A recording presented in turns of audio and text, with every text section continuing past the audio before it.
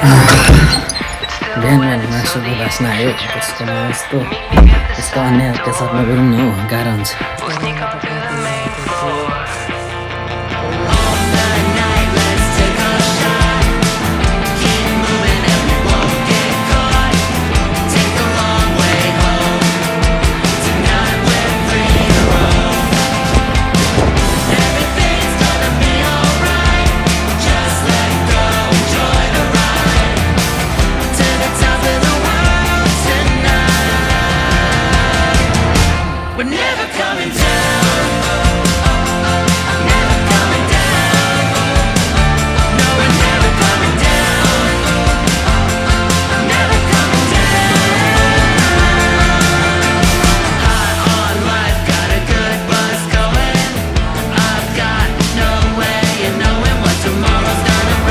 Good morning everyone, स्वागत छ यहाँलाई मेरो नयाँ ब्लगमा। तपाईँहरूको चाहिँ बिहान कति बजी हुन्छ? मेरो चाहिँ ठ्याक्क 9 बजी र 30 मिनट गयो। मेरो चाहिँ भर्खर उठ्ने बेला हुँदैछ।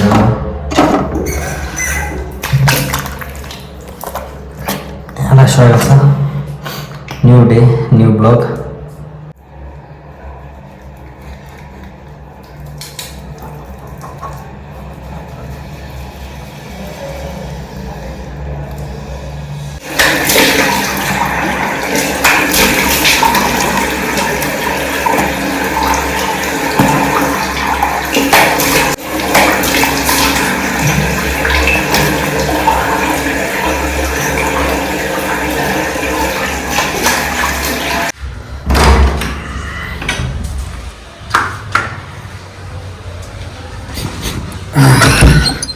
बिहान बिहान मासुको बास्ना आयो कसकोमा यस्तो अन्य अत्याचार नगरौँ न हौ, गाह्रो हुन्छ।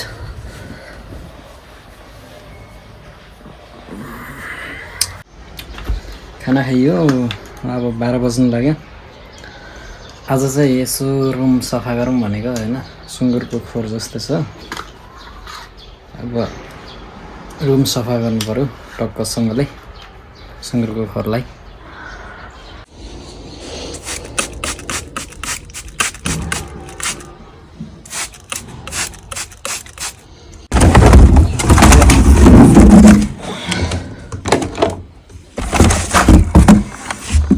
आज यस्तै हो, सरसफाइ कार्यक्रम गरिन्छ।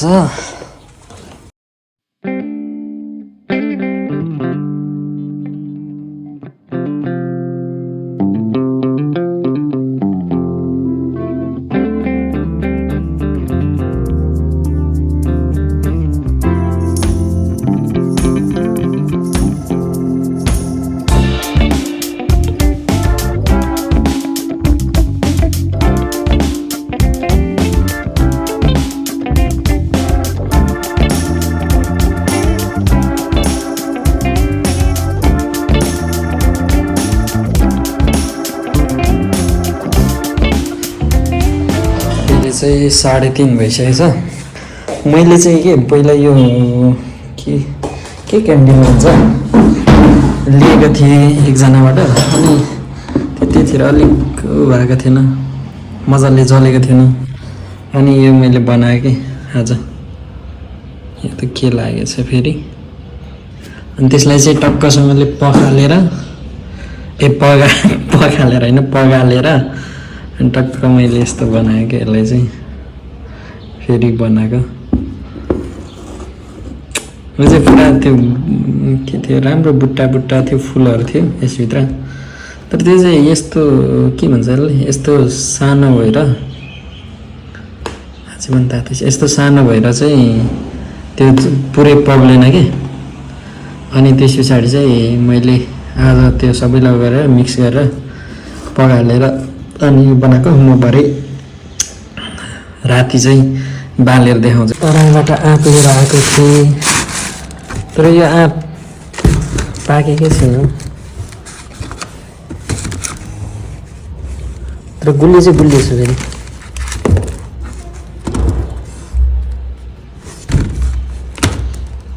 यो चाहिँ यो चाहिँ अलिक गिल्लो गिल्लो रहेछ। यो चाहिँ म काटेर खानु पर्यो।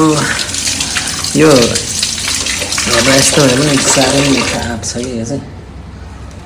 यसलाई चाहिँ अब चट्नी काटेर कप्प खाइन्छ अनि घुम्न हिँडिन्छ।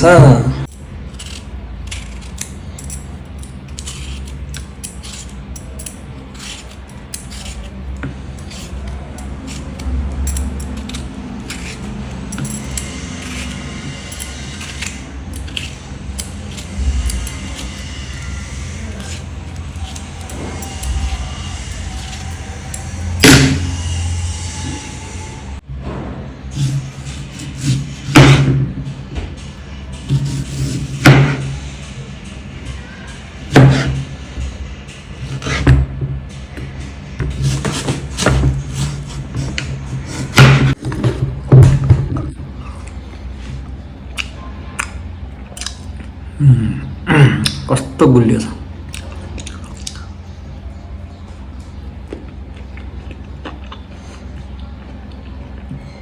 म चाहिँ तराई गएको बेलामा तराईमा टिपेर लिएर आएको थिएँ।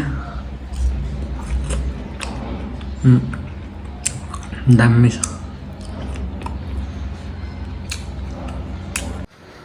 ल गाइस, अब चाहिँ एकछिन बाहिर निस्किनु पऱ्यो टक्कसँगले। कुरा त्यस्तै हो। ओइ नोकरी एकछिन डाँडा खान हावा खान निस्किनु पऱ्यो। यतिखेर म चाहिँ जाँदैछु त्रिशुल डाँडा र त्रिशुल डाँडा चाहिँ यता हो।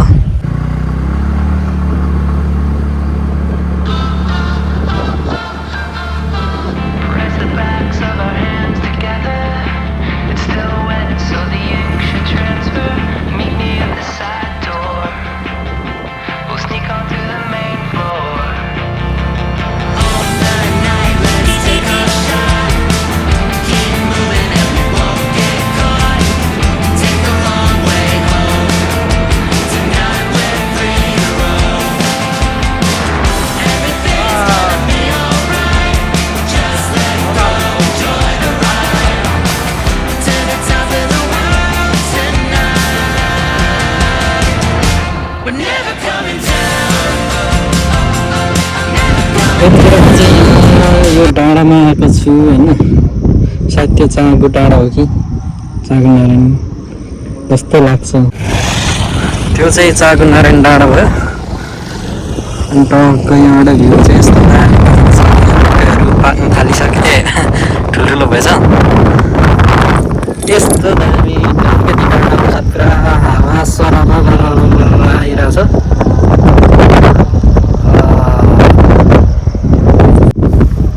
अझै यहाँबाट उतापट्टि चाहिँ के छ, म उता पनि जान्छ है त।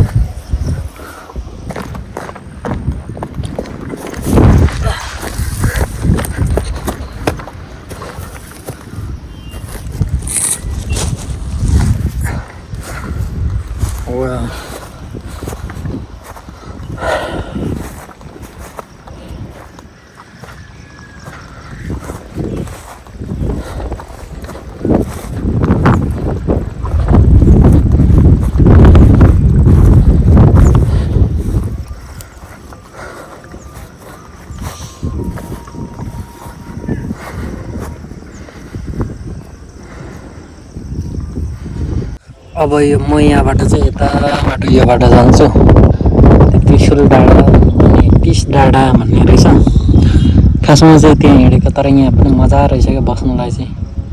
एकैछिनमा आइपुग्यो नि टक्क आनन्दले बस्नु भयो, दामी रहेछ। म अहिले टेलिकोटको भ्यू पोइन्ट चाँगु के भन्छ पिस डाँडा भन्नेमा आइपुगेँ। बाटो चाहिँ यहाँ अलिकति चाहिँ एकदम खत्तम रहेछ। अब चाहिँ म यहाँ जान्छु। यो ठाउँ हो, हेरौँ कस्तो छ।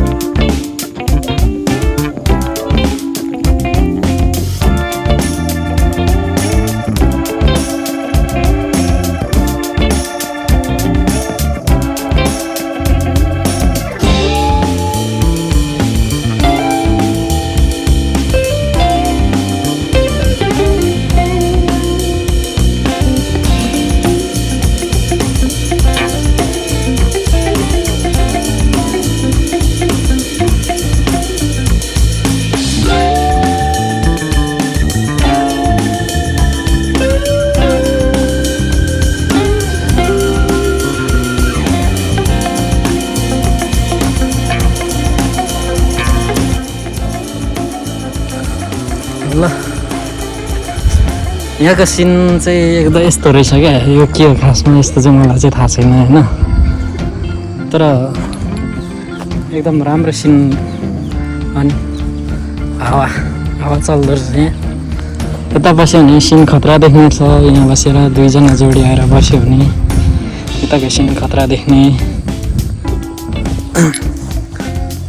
अब म चाहिँ यता लाग्छु त्रिशुल डाँडातिर है त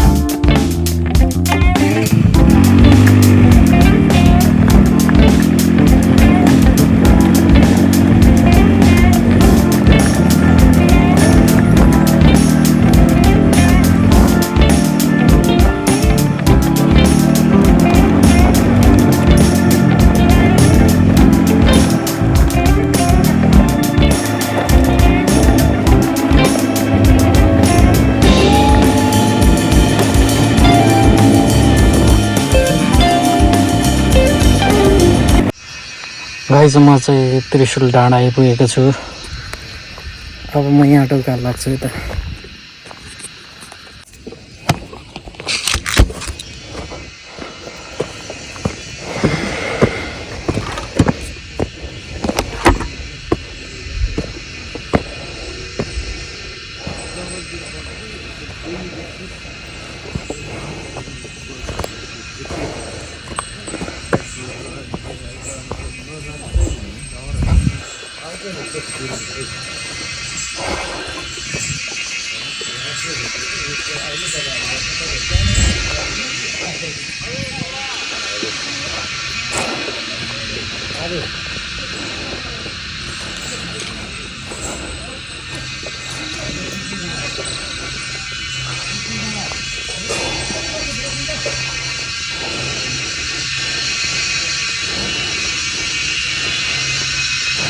यो चाहिँ हनुमान यहीको मन्दिर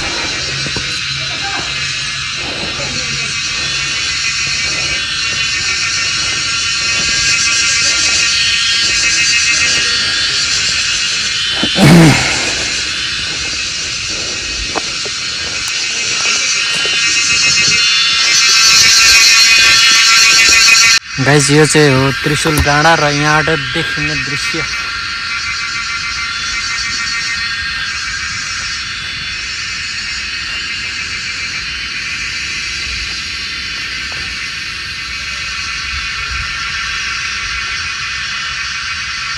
यस्तो बवाल भ्यू देख्छ यहाँबाट चाहिँ गाइज डाँडामा आएर सुत्नुको मजै बेग्लै छ टक्क हावा खाँदै अरू चाहिँ डेटिङ आउँदो रहेछ म चाहिँ एक्लै आइरहेको छु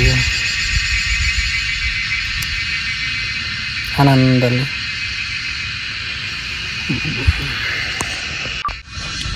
आइयो बस्यो घुम्यो आनन्द लियो अब चाहिँ म लाग्छु रुमतिर अझै रात पर्न घाम डुब्न लाग्दैछ